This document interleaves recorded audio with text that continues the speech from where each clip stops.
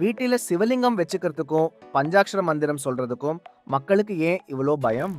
இதெல்லாம் சில பேர் செஞ்ச ஒரு விதமான பிரச்சாரம் தான். ஏன்னா இந்த மொத்த நாடுமே ஒரு காலத்தில் சிவமயமாக தான் இருந்துச்சு. இந்த மண்ணே சிவமயமாக இருந்துச்சு. மற்றவங்க அவங்களோட சொந்த கருத்துக்களை உள்ளே கொண்டு வரணும்னு நினச்சப்போ இப்படி சில கதைகளை கட்டி விட்டாங்க. நீங்கள் சிவனை வச்சுக்கிட்டா அவர் உங்களை ஒன்றுமே இல்லாமல் பண்ணிடுவார், நீங்கள் சாமியாராக ஆயிடுவீங்க, வெறும் கோவணத்தோடு சுற்றி வருவீங்க, உங்கள் சொத்து எல்லாம் போயிடும் அப்படின்னு சொன்னாங்க. இதை நம்ம இன்னொரு விதமாக பார்க்கலாம். யாரோ ஒரு புத்திசாலியான ஆள் கோயம்புத்தூரில் இதை செஞ்சாங்க. அவர் ஃபேக்ட்ரி செப்டிக் டேங்க் நிரம்பிடுச்சு. அவர் ஒரு வதந்தியை கிளப்பி விட்டார். அது என்னன்னா, செப்டிக் டேங்க்கில் நிறைய தங்கமும் சொத்தும் சேமித்து வச்சுருக்கிறதா சொன்னார். இப்போது இன்கம் டேக்ஸ் டிபார்ட்மெண்ட் வந்து அந்த செப்டிக் டேங்க்கே க்ளீன் பண்ணிட்டாங்க. அந்த ஆள் விழுந்து விழுந்து சிரிக்கிறாரு.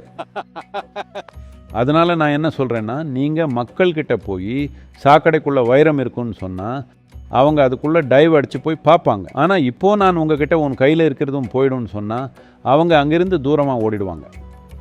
அதுதான் தந்திரம். அப்போ இதனால எந்த பாதிப்பும் இல்ல? இல்லை.